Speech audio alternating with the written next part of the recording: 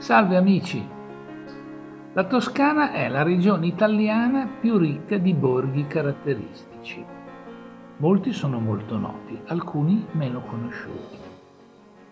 Vi va di fare un giretto con me? Ma voglio anche darvi qualche consiglio su dove soggiornare e dove cenare. Dai, venite!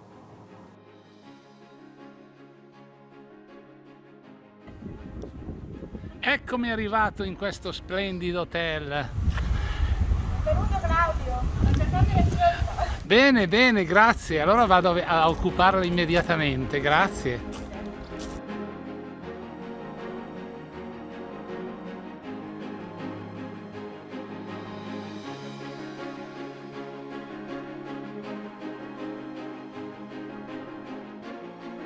Ben arrivato Claudio, accettami le scelta. Grazie. Venga, Buongiorno, signor ecco la nostra. buongiorno. Le Ma faccio che vedere meraviglia! una camera speciale. Ma che meraviglia!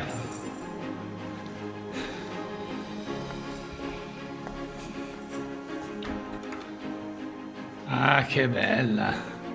Fantastica, con tutti gli affreschi. Che meraviglia!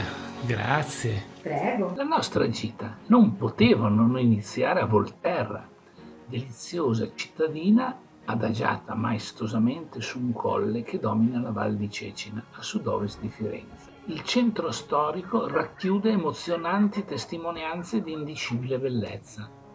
Il Palazzo dei Priori, con i suoi affreschi medievali, è un campanile dal quale si aprono panorami sconfinanti.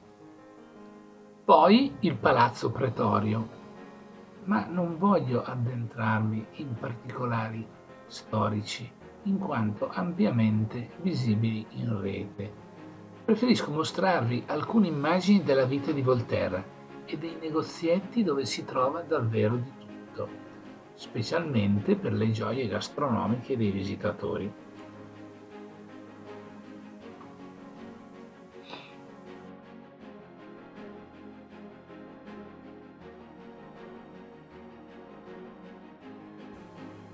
Ed anche il chicco apprezza moltissimo le bellezze di Volterra.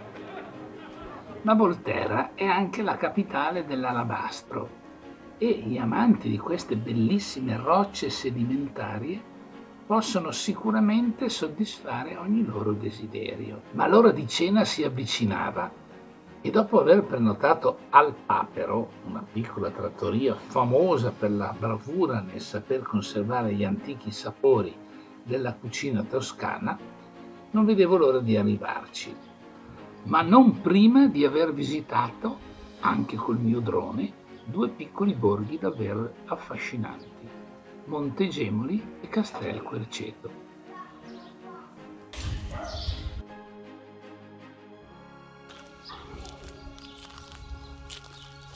Montegemoli è un piccolo borgo di forma ovale, costituito dai resti dell'antico castello medievale.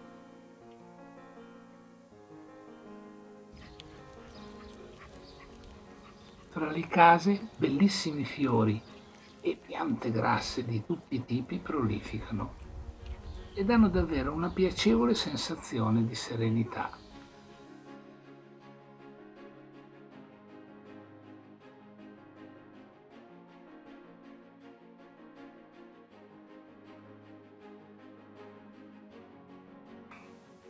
Ma eccoci arrivati a Querceto.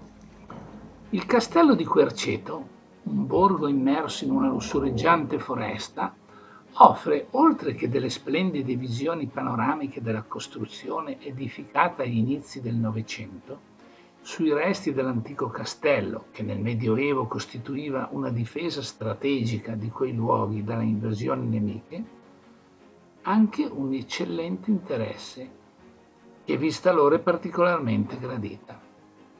L'azienda vinicola di Castel Querceto, famosa per la produzione dei vini che presto potremo gustare al Papero di Riparbella. Eccoci arrivati.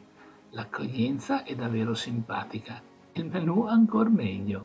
Si può cenare sia nella piazzetta molto carina o all'interno.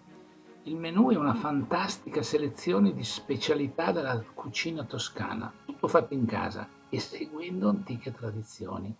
Eccellente poi il vino della casa, fatto nelle colline antistanti a Ripardella.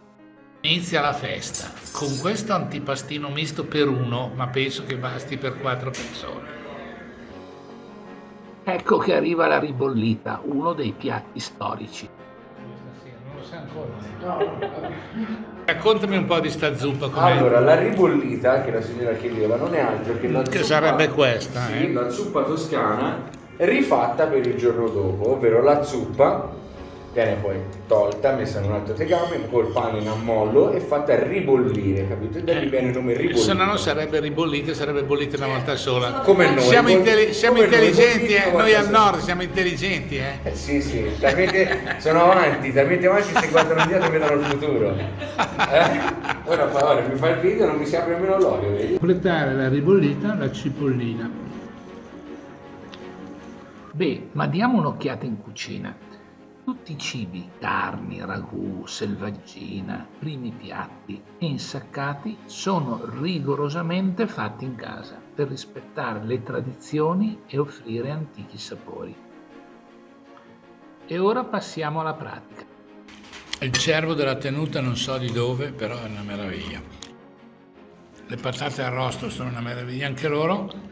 Ed è una meraviglia sta cena. Allora, abbiamo un dolce tipico di questo ristorante che si tratta di una crema all'uovo con una crema al burro incorporata insieme. Con un biscotto di Maria inzuppato nel caffè e nel sassolino e poi si va a strati. Però sassolino poco hai detto. Sassolino poco, c'è più un mattone. Lo porti poi un goccino a parte. Non ce l'ho. Vabbè, pazienza. Pensa quanto sono onesto, te lo dico durante... Dai, grazie, complimenti. A voi, grazie. Beh, dopo questa stupenda cena, pagata poco più di una cena in pizzeria, non ho altro da dirvi. Se il video vi è piaciuto, mi raccomando, mettete un mi piace e un commentino, è importante. E poi iscrivetevi al mio canale. Ciao!